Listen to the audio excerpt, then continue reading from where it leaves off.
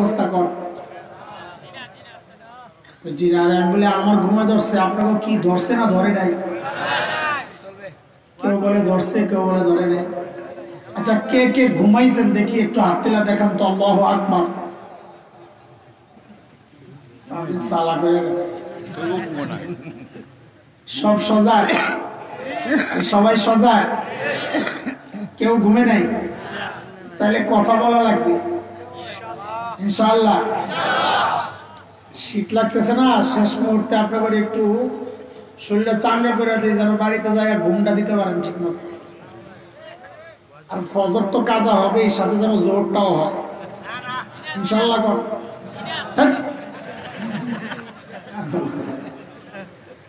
একটা পর্যন্ত ওয়াজ শুই না তো ফজর কাজা হবে না তো কি হবে আমগো না অভ্যাস হয়ে গেছে সারা রাত ঘুমাই না আপনাকেও কি অভ্যাস নাকি বদ অভ্যাস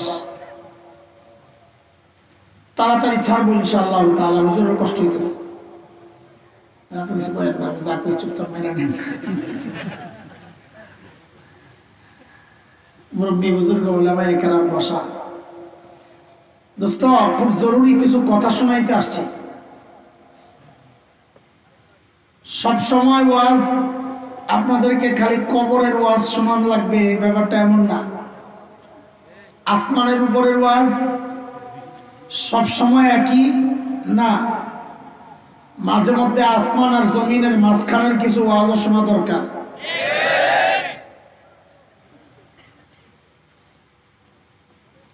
এই মাঝখানেরটা শোনাইতে গেলেই মুসিবত মাঝখানের যারা আছে অপরাধী এরা কয় এটা রাজনীতির আলাপ আমি কইলাম সুদের বিরুদ্ধে কয়টা রাজনীতির আলাপ আরে কি মুসিবত আমি বললাম ঘুষের বিরুদ্ধে সন্ত্রাসের বিরুদ্ধে ধর্ষণের বিরুদ্ধে দুর্নীতির বিরুদ্ধে কয়টা রাজনীতির আলাপ বহুদিন চিন্তা করছি রাজনীতির আলাপ কোনটা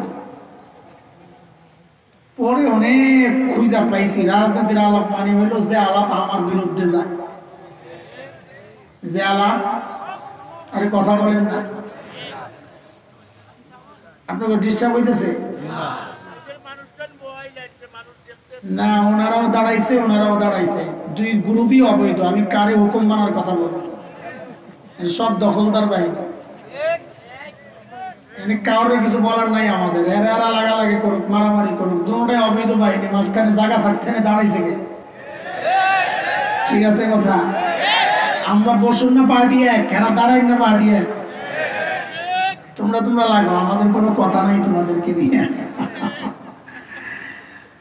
ও ভাই তোমরা স্টেজের এই সাইডটা একটু ভিতরে ঢুকা যায় না লাফ দিয়ে উঠে যাও কত ফাঁকা জায়গা এখানে দাঁড়াইছে ওই গাড়িটা দেখে না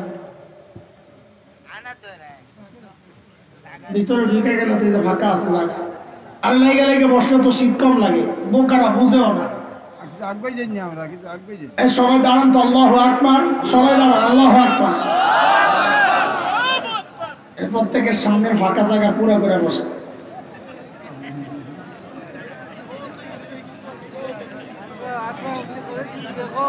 চামের মধ্যে সামনে বয়ে গেছে তুমি আরে আরেকজনের মাথায় বসেন না আরে অবস্থা মারিলে মতো মানুষ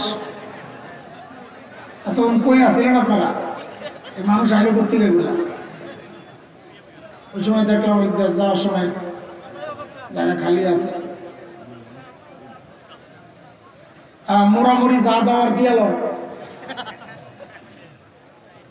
মাশাআল্লাহ মাশাআল্লাহ ঠিক আছে আপনারা দাঁড়ায় থাকেন পাহারা দেন এদিক দিয়ে কেউ হামলা না করে আপনারা ঠেক দিবেন এদিক দিয়ে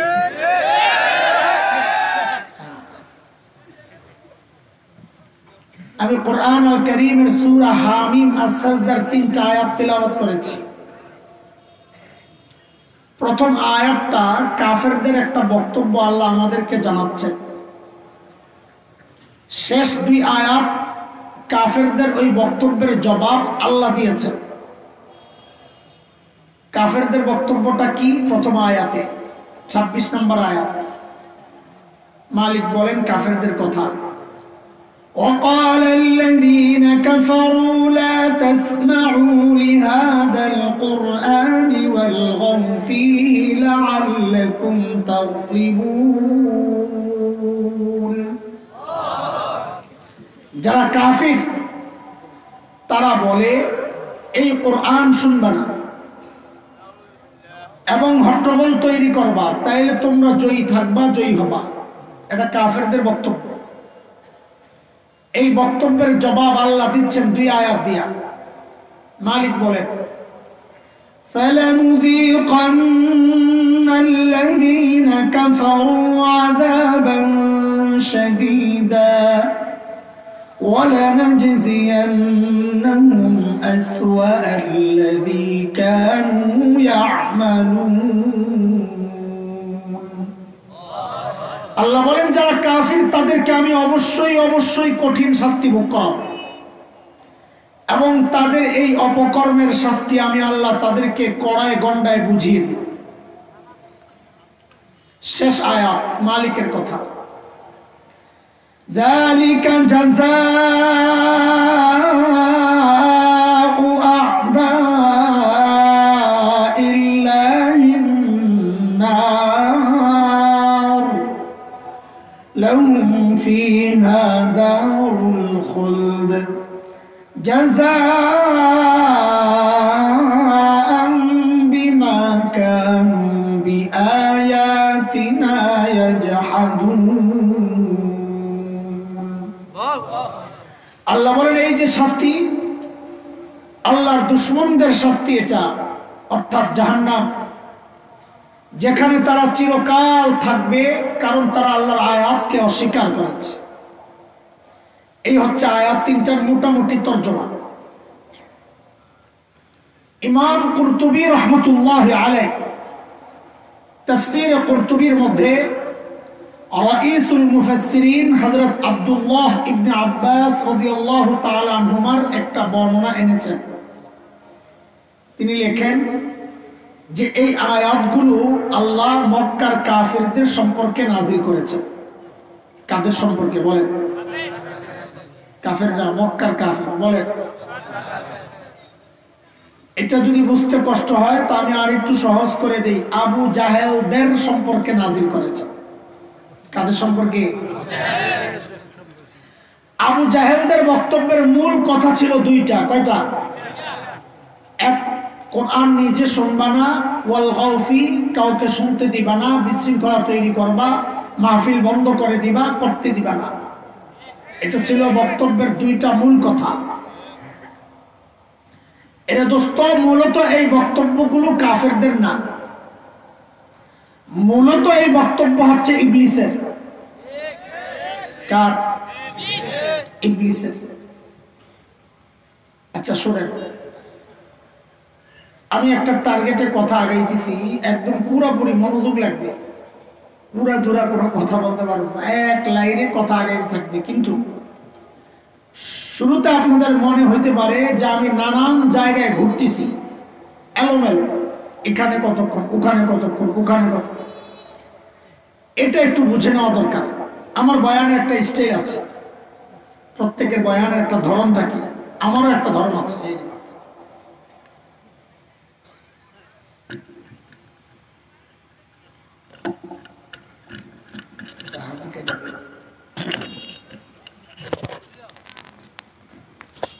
এখন এরা বলবে কি এতক্ষণ লাগে নাই, আমার আপনার লাগছে।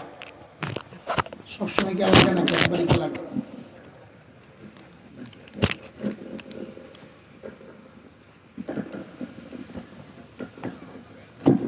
কি মাইক? কি মাইক? সালাম মাইক। সালাম মাইক। কারো লাগলে নিয়ে অ্যাড দিছিলাম, হুজুরে দিল খুললা, যেটা এখন হয়েছে তোর জিন্দগিতে অ্যাড হইব না। কই আমার কিছু ইয়া দিয়া দিস কমিশন। আরে আমার হাতের চিকিৎসার খরচ করিস।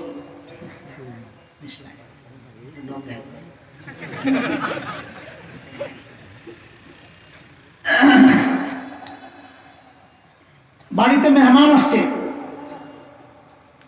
তো মেজবান বাড়িওয়ালা হোস্ট বাজারে যাবে। তো মেহমান বলে, ভাই রাস্তাঘাট ভাঙ্গা টাঙ্গা ঠিকই আছে, কিন্তু শুনলাম সৈয়দপুর বাজারটা বলে খুব চলে। হ্যাঁ, তাহলে একটু বাজারে আমিও যাবো। চলো। তো বাজারে গিয়ে মেহমান একবার চালের দোকান, একবার ডাল, একবার গোশত, একবার মাছ, একবার সবজি, স্বাভাবিক নানান দোকানে যায়। তো মেজবান বলে, কেন ভাই বাজার করবা ভালো কথা, তুমি এত দোকানে যাও কেন? তো বাড়িওয়ালা বলে, মেজবান আরে ভাই আমি কই কই যাই এটা তো তোমার বিষয় না, বাজার করতে নানান দোকানে যাওয়া লাগে, তুমি আসছো বাজার দেখতে, তুমি আমার পেছনে পেছনে চলতে থাকো, তুমি দেখবা খানার টেবিলে খানাটা ঠিক আছে কিনা। আমি কই কই যাই এটা তোমার বিষয় না। ঠিক আপনাদের কাছে আমারও একই কথা। আমি আপনাদেরকে নিয়ে কিছুক্ষণ বাজারে ঘুরবো, আমি বইলেই দিব এখনো বাজারে আছে, একবার ওই দোকান, একবার ওই দোকান, একবার ওই দোকান, একবার, এগুলো আপনার ব্যাপার না, আপনার পিছনে পিছনে চলতে থাকবেন। আপনি দেখবেন খানার টেবিলে আমি যা বলতে চাইছি ওইটা ঠিক আছে কিনা, খাবারটা ঠিক আছে কিনা। বুঝে আসছে কথা? এবার আমার পিছনে পিছনে চলতে থাকে। মূলত এই বক্তব্যটা ইবলিসের। কার? ইবলিসের। কারণ ইবলিসের চূড়ান্ত টার্গেট হচ্ছে বান্দাকে রব থেকে বিচ্ছিন্ন করা। এগুলো কথা একটাও আমার না, আমি কোরআন দিয়েই আমার বয়ান সাজাবো ইনশাআল্লাহ। ইবলিস মালিককে জানায় দিছে এটা। সূরা আরাফ আয়াত 16 আল্লাহ আমাদেরকে জানাইছে ইবলিসের কথা। قال فبما أغويتني لأقعدن لهم صراطك المستقيم। আল্লাহ যাদের কারণে আপনি আমারে তাড়াইয়া দিয়েছেন আমি এদেরকে ছাড়বো না। বলে কি করবি? বলে তারা যেই রাস্তা দিয়ে আপনার কাছে আসবে সিরাতে মুস্তাকিম, আমি এর উপরে বসে থাকবো, এদেরকে সরাইয়া দিব, আসতে দিব না। মালিক থেকে বান্দাকে বিচ্ছিন্ন করা, এটাই ইবলিসের চূড়ান্ত টার্গেট। এই টার্গেট বাস্তবায়ন কেমনে হবে এটা বুঝার জন্য চলেন আরেক দোকানে যাই। সূরা রহমানের প্রথম 3 আয়াত একটু খেয়াল করেন। মালিক বলেন, আর রহমান আল্লামাল কুরআন খালাকাল ইনসান।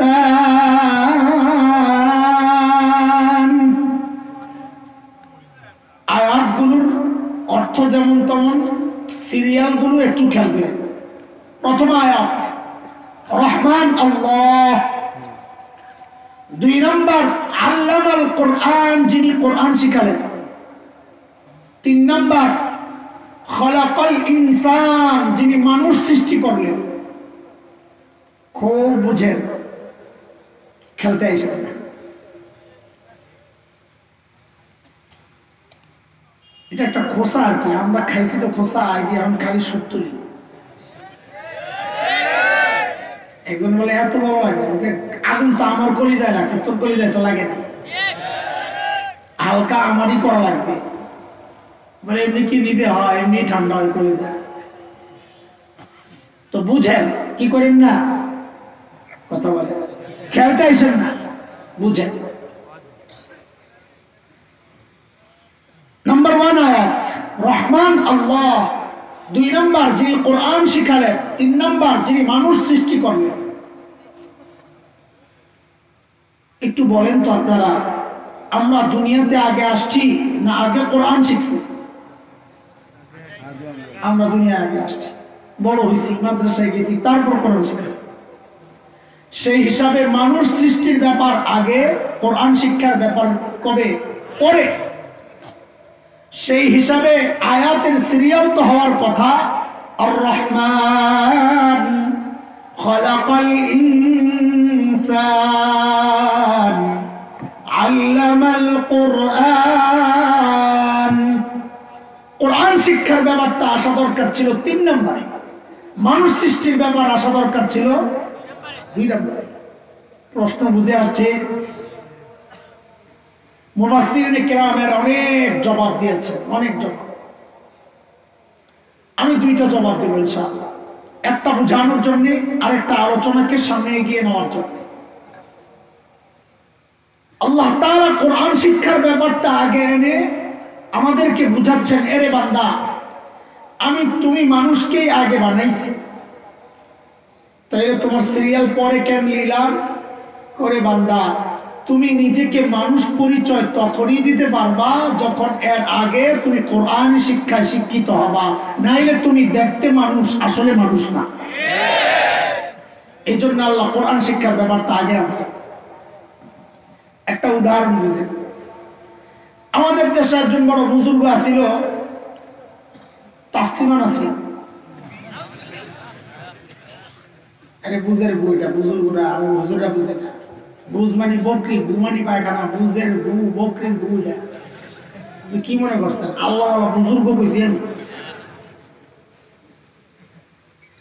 তাসলিমা নাসরিন তার এক বইয়ের মধ্যে লিখেছে, এই পেট আমার পেটের মধ্যে আমি যেখান থেকে খুশি সেখান থেকে বাচ্চা নিব। আপনি তো নজরুল্লাহ কইছেন, আমি কই মাশাআল্লাহ, ঠিকই কইছি। কেন? তার এই বক্তব্যের কারণেই তো আল্লাহর কালামের সিরিয়াল বুঝে আসছে। সে যে বক্তব্যটা দিয়েছে, এই বক্তব্য কেন দিয়েছে? কারণ সে কোরআনী শিক্ষায় শিক্ষিত না। যেখান থেকে খুশি সেখান থেকে পেটের মধ্যে বাচ্চা নেওয়া, এটা তো মানুষের চরিত্র না, এটা তো কুত্তার চরিত্র। তাসলিমা বুঝাইয়া দিছে, আল্লাহর কথাই ঠিক। আমি যেহেতু কোরআনী শিক্ষায় শিক্ষিত না, এই জন্য আমি দেখতে মানুষ, আসলে মানুষ না, আমি একটা কুত্তি। যার কারণে লেখছি, এই পেট আমার, যেখান থেকে খুশি সেখান থেকে বাচ্চা নিব। সিরিয়াল উল্টা পাল্টা।